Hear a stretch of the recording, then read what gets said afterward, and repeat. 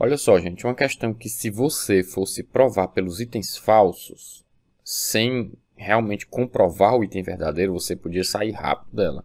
Mas a comprovação do item verdadeiro é demorada. E é importante que você entenda, porque a comprovação do item verdadeiro é o movimento harmônico simples, né? Que é um dos temas preferidos da UES e que é um dos mais complexos que os alunos acham. Então sempre é preciso compreender o que você está fazendo para concorrer em uma prova de segunda fase de nível elevado. Resumindo a questão, vocês sabem que eu já trago o desenho para a gente ganhar tempo, né?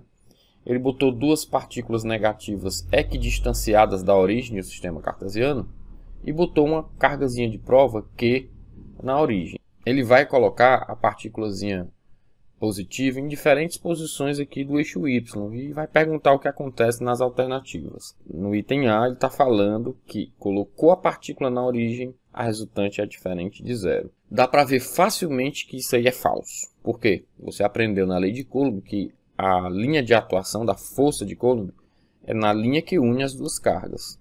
Como você tem uma carga negativa e uma positiva, essas forças são forças de atração, né? Dadas pela equação K, módulo do produto das cargas, dividido pela distância ao quadrado. Como a distância é a mesma e o produto é quezinho tanto do lado como do outro, em módulo essa força é igual. Elas são iguais em módulo e possuem sentidos opostos. Logo, essa resultante é zero. O item A diz que a resultante é diferente de zero, então ele é falso. Bem, no item B, diz que quando a carga é colocada na posição y igual a A sobre 50, veja que é um valor bem pequeno em relação a A. Ela passa a descrever o MHS sobre o eixo Y. Gente, essa é a resposta. Só que a análise dessa resposta é mais complexa. E nós vamos ter que fazer para você aprender MHS no nível alto, que é o que a UES exige muitas vezes na prova, né? Então, olha só, está aqui no nosso sistema. E agora eu fiz questão de colocar a carga na parte de baixo aqui, tá? Você tira ela da posição de equilíbrio. Tudo bem que no meu desenho está desproporcional. Você tem que entender que esse tamanho aí é A dividido por 50. Esse Y é A dividido por 50. E essas distânciazinhas da origem até as cargas negativas é A cada uma, né? Então vamos representar aí as forças, né? Em primeiro lugar, a linha de ação está aqui de um lado e está aqui do outro lado. As linhas de ação dessas forças são em cima dessas linhas pontilhadas que eu desenhei, né? Linha de ação entre as cargas, né? Como você sabe já da lei de Coulomb. Então eu tenho as duas forças elétricas que têm módulos iguais, porque essas distâncias são iguais, atuando, mas o que interessa é a gente pensar na resultante, né? Então vamos lá, essas duas forças elétricas têm duas componentes verticais, uma em cada uma, que eu acabei de desenhar aqui de vermelho, tá vendo?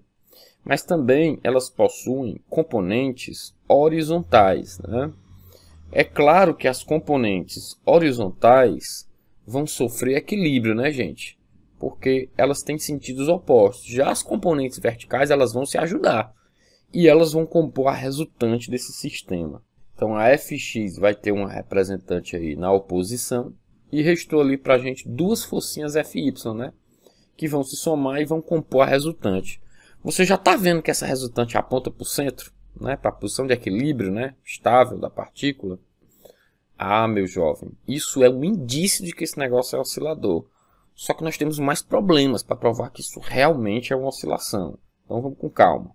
Então, a primeira coisa que eu vou fazer é pegar esse triângulo retângulo aqui, ó, e dar uma ampliada nele para você entender melhor a questão das forças que você tinha que pensar e das distâncias em cima desse triângulo, tá? Então tá aí o triângulo, nós ampliamos esse rapaz, né? E ele tem as distâncias que você está vendo lá na figura, ó, y na vertical, a na horizontal e Pitágoras, né? Obviamente. Y ao quadrado mais y ao quadrado. Eu chamei esse ângulozinho ali, entre a força inclinada e o eixo y, de θ. Então está aqui a força elétrica, né? Em cima da linha que une as cargas. E está aqui a forçazinha vertical. Quem é a resultante em cima da partícula? Duas vezes essa força vertical, né, gente? A resultante em cima da partícula vai ser 2 vezes essa Fy. Por que 2 vezes? Porque olhando aqui para a figura de novo, ó, eu tenho 2 vezes, né, o Fy. Estou fazendo a conta só de uma, mas vou multiplicar por 2. Porque eu tenho 2 aqui, tá certo? Então, para criticar o item B, nós vamos fazer essa força resultante. Força resultante é 2 vezes o Fy. Mas quem é o Fy? A gente volta para a figura para discutir a questão trigonométrica do Fy, né? O Fy a gente tira pelo cosseno, né? Porque cosseno de θ é Fy sobre a força elétrica entre as duas cargas. Fy é o valor de F que multiplica o cosseno θ. Então nós vamos substituir isso aqui, né? Eu tenho 2 vezes, lembrando, porque eu tenho 2 aqui, né? A força resultante vai ser igual a 2 vezes F vezes cosseno do ângulo, né? A força elétrica tem a mesma natureza dessa equação aqui, né? Certo? 2 vezes K, QQ, só que cuidado que no segundo momento isso aqui era para o item A, ó. A distância é essa aqui, ó, né? Então a gente bota aqui a raiz quadrada, né? Para tirar a distância aí pura, né? Certo? Então essa distância aí é a distância que você vai colocar. Só que ela vai ser elevada ao quadrado, ou seja, volta sem a raiz quadrada, né? Como ela vai ser elevada ao quadrado ali, ó, embaixo, né? Você já bota o A2 mais Y2 vezes o cosseno do ângulo. Ora mais, quem vai ser o cosseno desse ângulo? Se você olhar para cá, para o triângulo geométrico, o cosseno desse ângulo é o Y dividido por essa raiz quadrada aqui, ó. Como o cosseno desse ângulo é Y sobre a hipotenusa, essa hipotenusa nós temos um probleminha com ela, gente. Ela é praticamente esse valor aqui. Por quê? A UES ama fazer aproximações na prova de física, né? Então olha só o que é que nós vamos fazer. Antes de discutir, antes de colocar o valor ali, eu vou fazer a aproximação, tá? Porque o Y é A sobre 50, né? Como ele é A sobre 50, eu posso garantir que o Y é muito menor do que A. O que que acontece numa soma dessa aqui, ó, quando isso é verdade? Quando isso é verdade, o termo Y2 é desprezível na frente do termo A2, tá? Então é isso que a gente vai fazer aqui, ó. Para você ter essa consciência, ó, eu vou mostrar para você aqui, ó, só mentalmente, ó. Isso aqui é A ao quadrado. Isso aqui é A sobre 50 ao quadrado, que ficaria A ao quadrado sobre 2.500, né, gente? O que é um valor, mais um valor dividido por 2.500, né? Tá? Então, você despreza esse Y2. E quanto mais você elevar expoentes maiores, aí é que você despreza mesmo. Logo, qual é a conclusão disso, né? A conclusão disso, que a UES ama fazer esse tipo de coisa, é que esse A ao quadrado mais Y ao quadrado é praticamente A ao quadrado. Então, esse termo aqui, ó, ele é praticamente A ao quadrado. E a raiz de A ao quadrado é quanto? A. Então, isso aqui é praticamente A, a raiz quadrada de A2, desprezando o Y2. Então, para cá vem o A, né? Então, lembre-se, pessoal, esse termo aqui, ó. Então, vamos lembrar. Esse termo aqui, ele vai sair, né?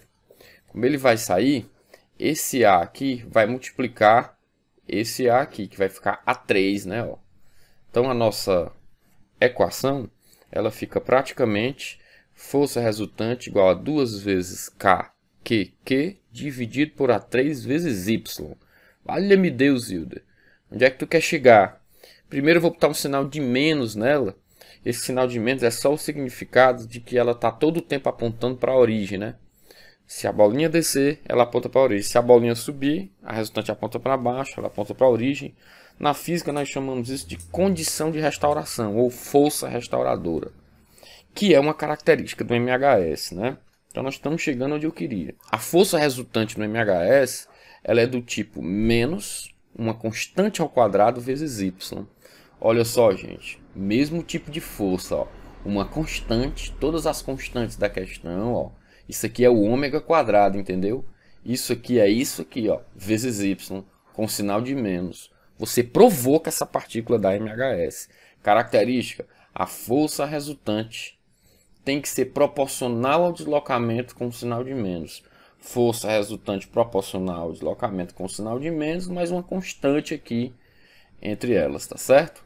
Então pronto, você provou que isso dá um MHS. Agora sim faz sentido, né, você aceitar essa parada aí do item B como sendo verdadeira, tá vendo? Isso tudo porque o Y é muito pequeno.